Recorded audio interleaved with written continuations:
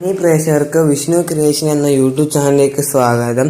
ക്ഷേമ പെൻഷനുമായി ബന്ധപ്പെട്ട വാർത്തകൾക്ക് നിങ്ങൾ ഈ ചാനൽ സബ്സ്ക്രൈബ് ചെയ്യൂ.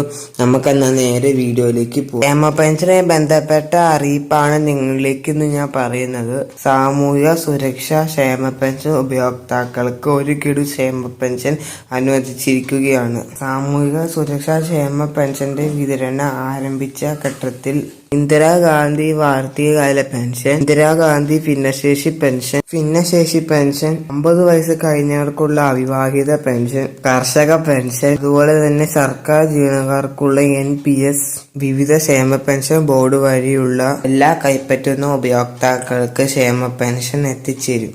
1600 രൂപയാണ് 62 ലക്ഷം ജനങ്ങൾക്ക് എത്തിച്ചേരാൻ പോകുന്നത്. തിങ്കളാഴ്ച 23-ാം തീയതി മുതൽ എല്ലാവരുടെ കൈകളിലേക്ക് ബാങ്കുകളിലേക്ക് ക്ഷേമ പെൻഷൻ എത്തുമെന്ന് ധനകാര്യമന്ത്രി KL ബാലഗോപാൽ പറഞ്ഞു.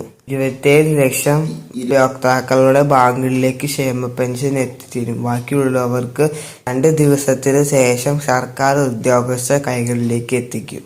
കഴിഞ്ഞ മാർച്ച് മാസം മുതൽ സർക്കാർ ക്ഷേമ പെൻഷൻ വിതരണം മുടങ്ങാതെ ചെയ്യുന്നുണ്ട്. ഈ സർക്കാർ വന്ന് പിന്നെ 33,000 കോടിയാണ് സർക്കാർ ഇതിനു വേണ്ടി ചെലവാക്കിയത്. ഇന്ത്യയിലെ ഏറ്റവും വലിയ സാമൂഹിക സുരക്ഷാ പദ്ധതി നടപ്പാക്കിയത് കേരളത്തിലാണ്. ക്ഷേമ പെൻഷൻ അർഹതയില്ലാതെ മേടിക്കുന്നവർക്കുള്ള അന്വേഷണം സർക്കാർ നടത്തിക്കൊണ്ടിരിക്കുകയാണ്. പുതിയതായി ക്ഷേമ പെൻഷൻ മേടിക്കുന്നവർക്ക് കർശന നിലപാടാണ് സർക്കാർ നടത്തുന്നത്. ഇതുമൂലം ക്ഷേമ പെൻഷൻ അർഹതയുള്ളവർ ക്ഷേമ പെൻഷൻ പട്ടികയിൽ നിന്ന് പുറത്താവുകയാണ്. നിലവിലെ വാർഷിക വരുമാനം 1 ലക്ഷത്തിൽ കൂടാൻ പാടില്ല. 1000 സ്ക്വയർ ഫീറ്റ് മുകളിൽ വീട് ഉണ്ടാവാൻ പാടില്ല. 4 ചക്ര വാഹനങ്ങൾ ഉണ്ടാവാൻ പാടില്ല. വീട്ടിൽ AC ഒന്നും ഉണ്ടാവാൻ പാടില്ല. ഇതൊക്കെയാണ് സർക്കാരിന്റെ നിബന്ധനകൾ. ആശ്രയം ചെയ്ത എല്ലാവരുടെ കൈകളിലേക്ക് ക്ഷേമ പെൻഷൻ എത്തിച്ചു. ഇത്രയാണ് ഈ വീഡിയോയിൽ പറയുന്നത്.